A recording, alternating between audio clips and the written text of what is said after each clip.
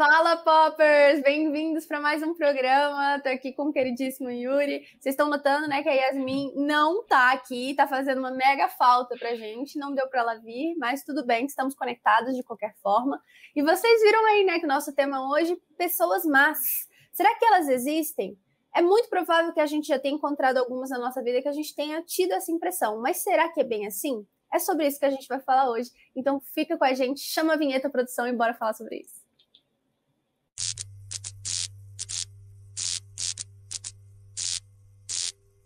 Então, Yuri, esse tema, inclusive, eu acho que fui eu que sugeri, se eu não me engano, e eu achei importante a gente trazer porque, às vezes, a gente tem essa impressão, né? Ainda mais hoje em dia, nos tempos atuais do nosso país, que não estão muito fáceis, né? Então, não só nas nossas relações interpessoais, mas até mesmo com aqueles políticos, não importa o partido, algumas vezes a gente também, por exemplo, pode se decepcionar um pouco e começar a achar que são pessoas trevosas, más, completamente más. E eu acho importante a gente trazer isso, porque o Espiritismo alivia um pouco essa questão e nos traz esperança. Então vamos falar um pouquinho sobre isso. Vamos. Queridos, boa tarde, primeiramente. Muita alegria estar com vocês, mais um vídeo com vocês. E é um assunto que, quando a gente vai assim, em rodas de conversa, é um assunto muito polêmico, porque muita gente acaba perdendo a esperança na humanidade, né? Fala assim, meu Deus, quantas pessoas más que existem, como elas continuam vivendo, né? Parece que as pessoas boas vão e as pessoas más ficam aqui na existência. Fala aí dos políticos, né? De tantas pessoas aí que a gente vê, situações difíceis que a gente vê na humanidade. Mas, como você bem disse, Camila, o Espiritismo vem nos trazer uma consolação, né? E até Jesus mesmo, né, trouxe essas reflexões para a gente ter mais fé, mais esperança e ter um olhar mais amoroso e positivo diante de tudo isso. É fato que na humanidade, quando a gente vai ver aqui na mídia, né, é muito mais destacado as pessoas, né, as situações ruins que acontecem, as notícias negativas, né, as maldades que ocorrem por aí, né, na nossa cidade, no nosso país, no mundo.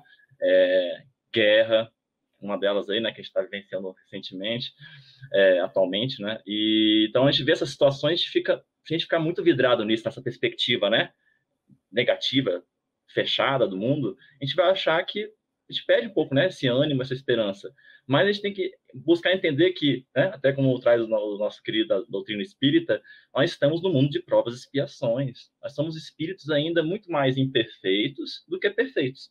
Estamos nesse processo de aprendizado, de evolução, e por estarmos nesse nível mais, né, inicial dessa evolução, é comum termos essas ocorrências, porque tudo isso que a gente vive hoje, para o próprio espírito, para cada espírito, e até para nós, muitas vezes, que assistimos essas situações, servem como instrumento para a nossa evolução, para o nosso aprendizado, né?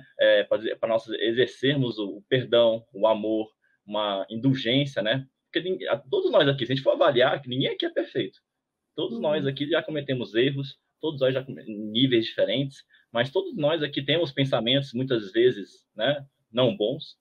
E quando a gente vai ver assim, poxa, aí quando a gente vai ver uma situação de uma outra pessoa que está fora da gente, a gente é muito crítico, julga muito e vem com uma abordagem muito negativa.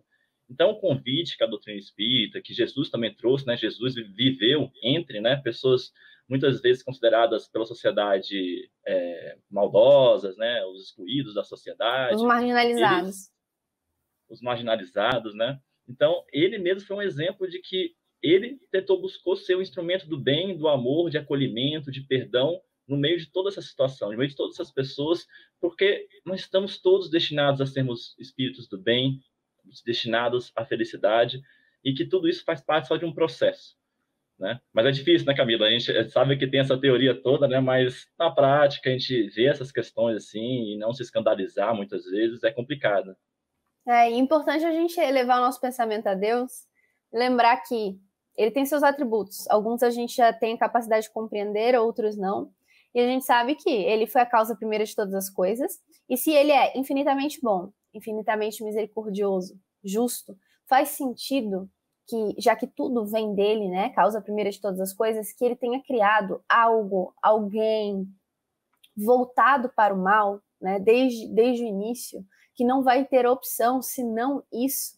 ele cria todos neutros, simples e ignorantes, os espíritos, né? Simples e ignorantes. E a partir daí, todo mal que vem é através das nossas más escolhas, do nosso livre-arbítrio mal utilizado.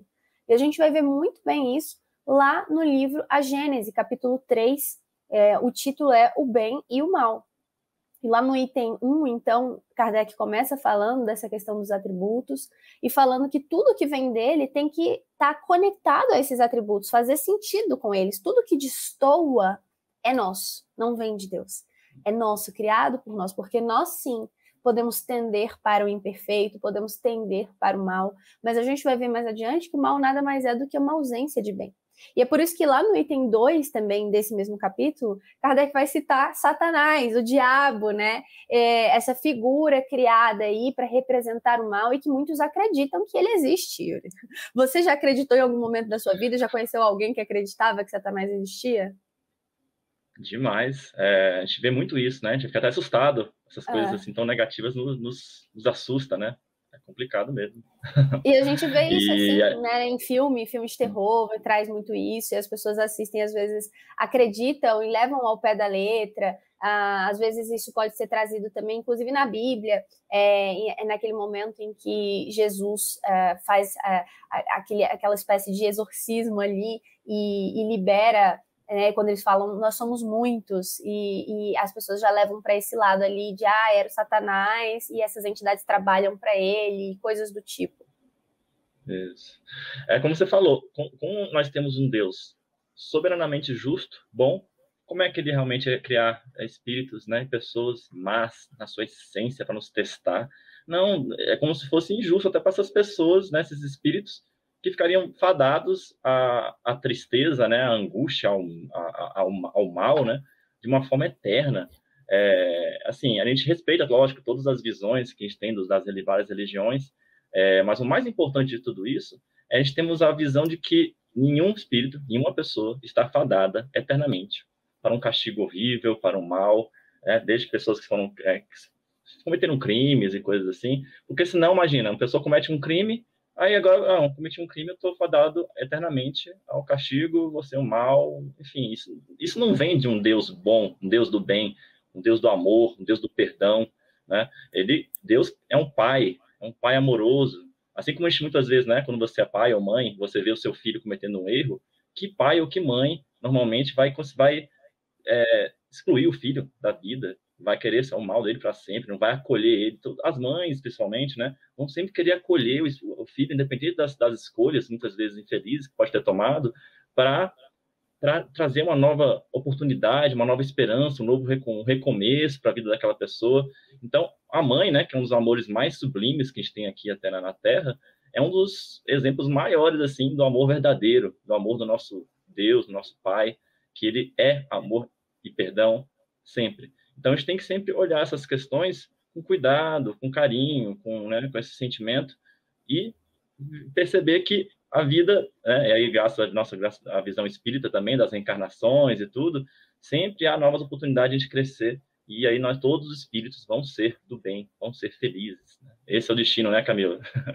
O caminho é a evolução, né? A lei do progresso, que é uma das leis divinas. Mas você vê que essa ideia de acreditar que podem existir pessoas más de verdade provém dessa questão de acreditar que há um ser mal que governa o mal e que é super poderoso também, que seria o Satanás. Por isso que é tão importante frisar que ele não existe.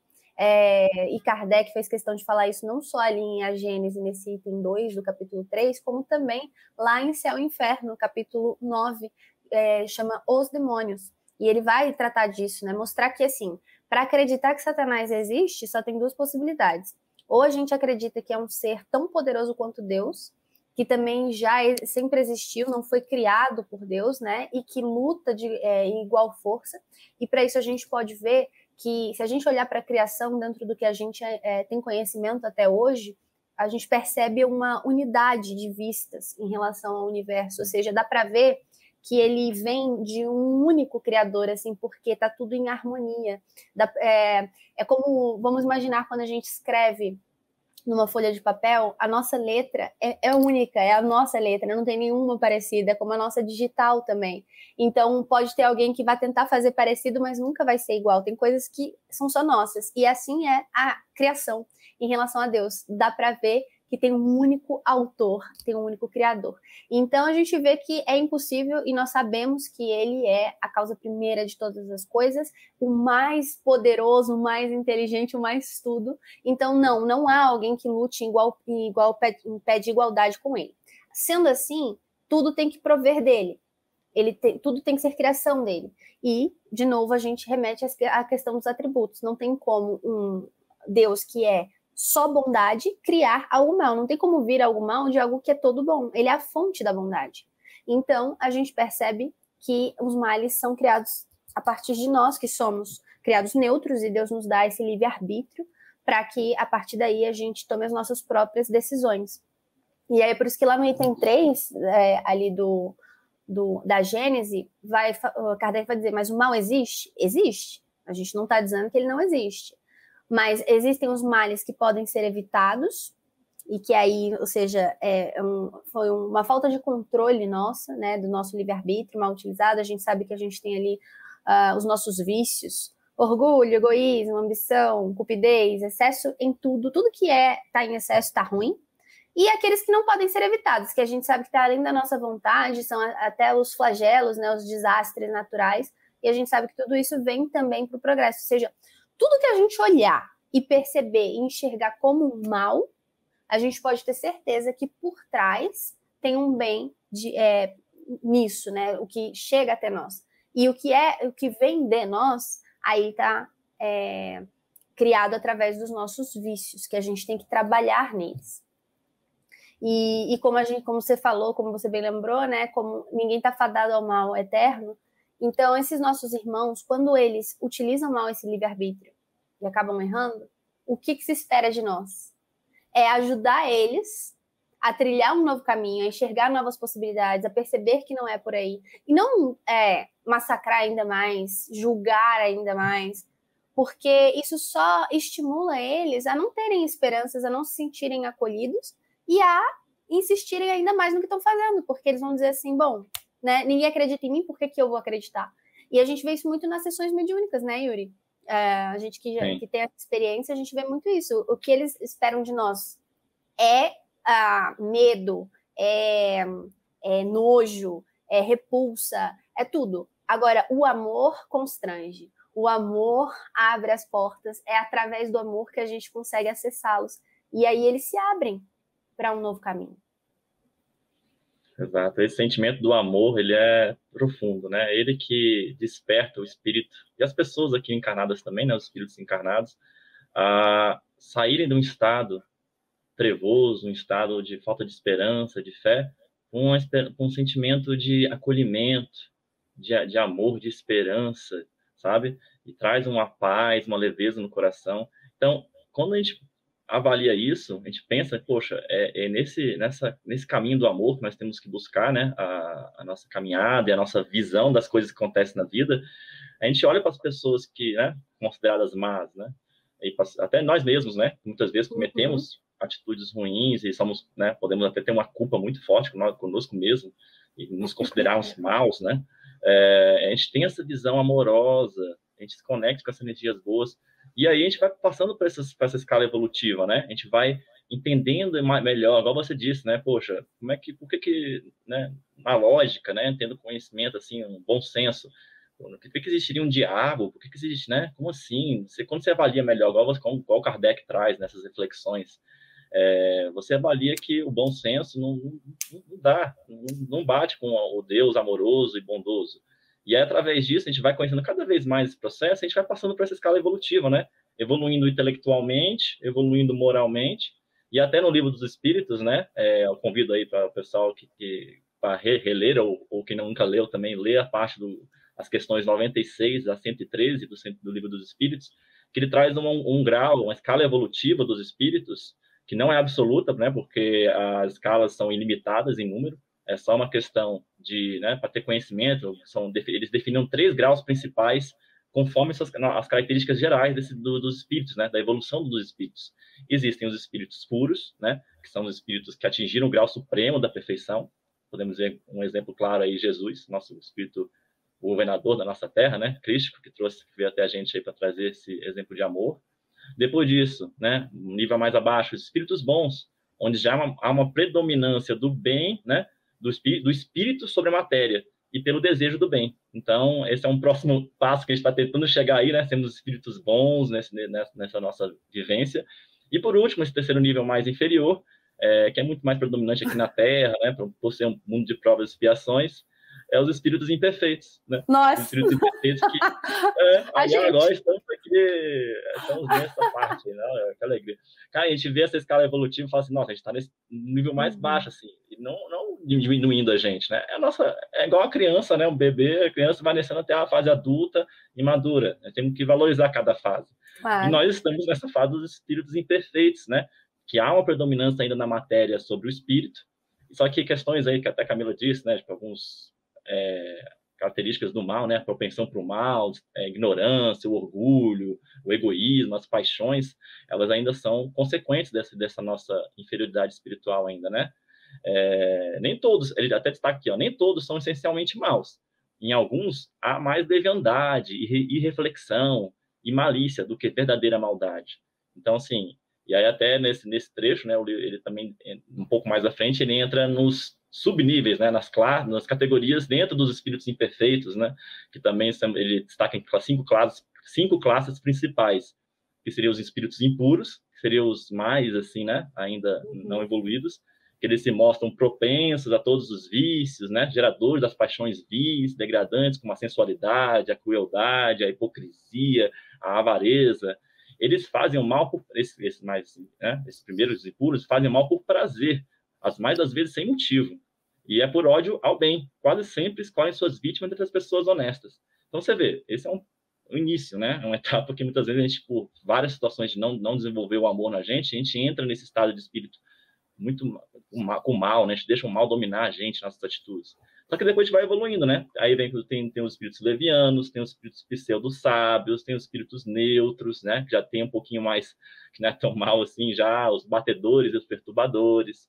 Então, é bem interessante. Isso aí eu deixo para vocês darem uma lida depois, mas nem todos. Então, o que é fato importante destacar aqui, que nem todos são essencialmente maus.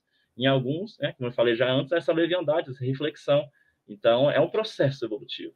Até esses que são impuros, que são maus, eles vão, né, evoluindo, passam por experiências e sofrem com esse mal que eles estão ali, né, impregnados. E com o tempo eles vão sentindo que, cara, esse não é um caminho que eu me sinto bem, que é um caminho que eu feliz, eu só tô numa tormento, numa angústia aqui. E aí, como a Camila trouxe, né, o amor, os sentimentos de amor, de vivências de amor que a gente teve na nossa vida, muitas vezes uma mãe que foi muito amorosa com a gente, vem nos resgatar dessas regiões trevosas, dessas situações, para que a gente volte a caminhada para a nossa evolução, né, Camila? Eu gosto de mudar esse ser mal por estar mal. A gente está num momento evolutivo em que talvez a gente esteja tendendo mais para isso, mas não quer dizer que a gente seja aquilo. Porque nós temos a fagulha divina, fomos criados por Deus. Então, nós estamos naquele momento daquele jeito, por causa das nossas opções, nem sempre as melhores. Mas aquilo vai mudar. E, assim, vai mudar mesmo. Como que a gente sabe disso? Se a gente for lá para o item 7 do capítulo 3 da Gênese, Kardec vai falar que Deus ele é tão perfeito que ele faz que o remédio para nós, depois de praticar o mal e optar por esse caminho, venha através desse próprio mal. Então, olha só como ele é maravilhoso. É por isso que quando as coisas acontecem para nós e que não são tão legais, tão prazerosas, né? E a gente pode sofrer nesse percurso, nesse caminho, é um sabor amargo, mas lembremos, os remédios também normalmente são amargos e eles são para o nosso bem, eles nos fazem bem. Então é assim que a gente tem que enxergar todo o mal que chega até nós. Então Deus utiliza isso em nosso favor, ainda que a gente faça as piores opções. E aí Kardec vai dizer mais à frente que o excesso do mal moral, uma hora se torna intolerável. Então, a gente percebe isso nas obras psicografadas aí pelos médiuns confiáveis, que aqueles espíritos, por mais trevosos que eles estejam, aqueles que lideram verdadeiras comunidades ali no umbral, uma hora eles não aguentam mais insistir no mal. Às vezes passam séculos assim, mas chega uma hora que nem eles aguentam mais. Os chefões, eles se rendem. Cansam, né? Cansam. E por que cansa? Porque tá contrário à nossa natureza. A nossa natureza é divina, o nosso DNA é divino, não tem como lutar contra isso. Então, todas as vezes que a gente opta por um caminho que é contrário, a gente sente, a gente ressente, a gente não encontra plenitude, não encontra felicidade. E aí Kardec fala, ele se sente compelido a procurar o bem no remédio, por efeito do seu livre-arbítrio, ou seja, ele vai entender que o remédio para esse vazio, para essa infelicidade é o bem, e ele vai optar pelo bem não porque ele vai ser obrigado a isso, é o livre-arbítrio dele mesmo sendo utilizado nesse sentido, porque ele percebeu, ele caiu em si. E Deus tem toda a paciência do mundo para esperar esse nosso momento. Ele não nos constrange, ele não violenta as nossas consciências, ele respeita. É para isso que tem o livre-arbítrio. Nós não somos maquininhas, não somos robozinhos, mas isso acontece de qualquer forma. E aí, para finalizar, eu acho importante trazer a leitura aqui de um parágrafozinho, que é o item 8. Kardec vai dizer assim, pode-se dizer que o mal é a ausência do bem, ou seja, o mal em si, ele não existe, pensando que ele foi criado, né? Ele é tudo que o bem ainda está fazendo falta, ainda não está ali se fazendo presente. E aí ele compara, é como o frio. O frio, ele não existe. O frio é a ausência de calor. Quanto menos calor faz em um lugar ou no nosso próprio corpo, mais frio a gente vai sentir. Mas não é porque ele existe, é a ausência de calor. Então ele fala que como o frio não é um fluido especial, também o mal não é um atributo distinto. Um é um negativo do outro. Onde não existe o bem, forçosamente existe o mal.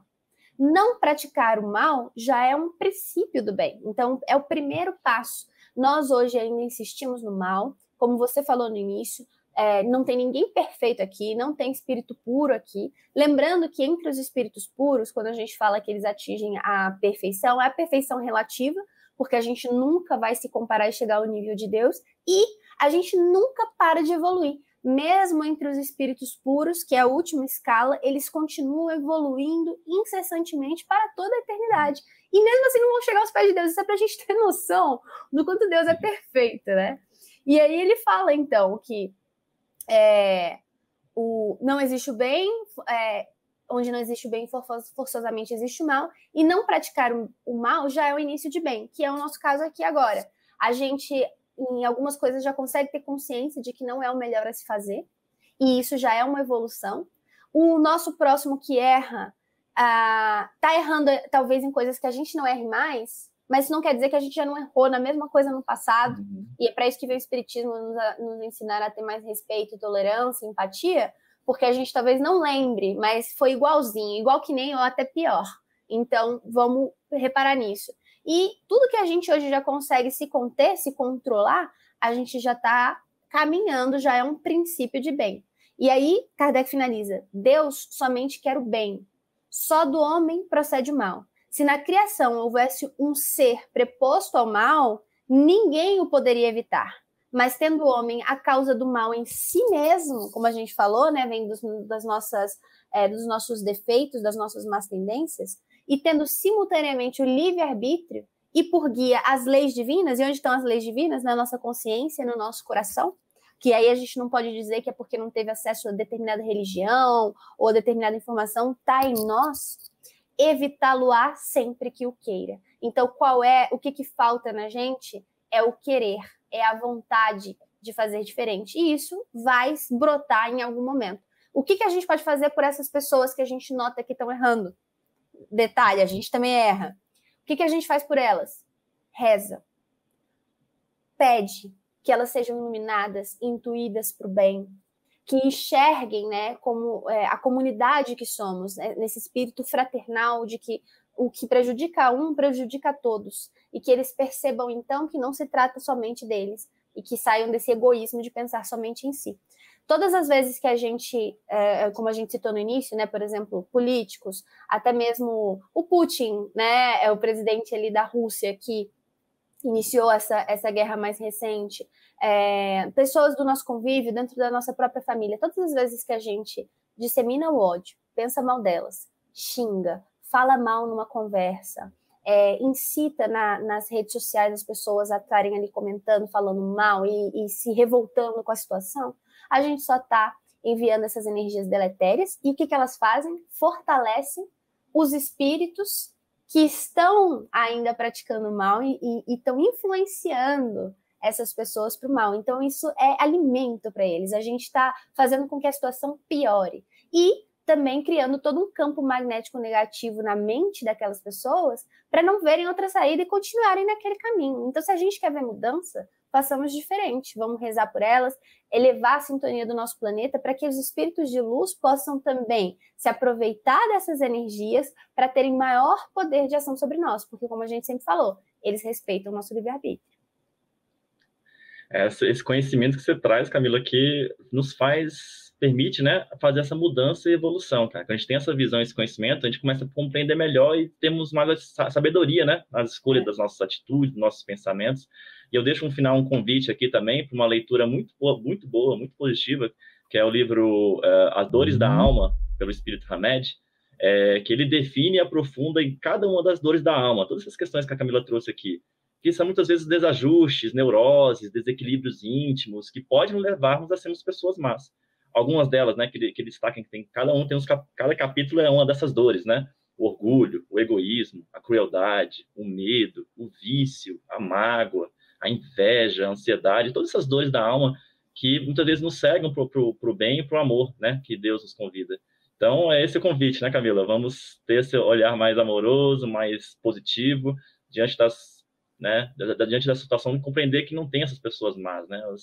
Elas estão ali relativamente naquela situação e que todos vamos evoluindo, né?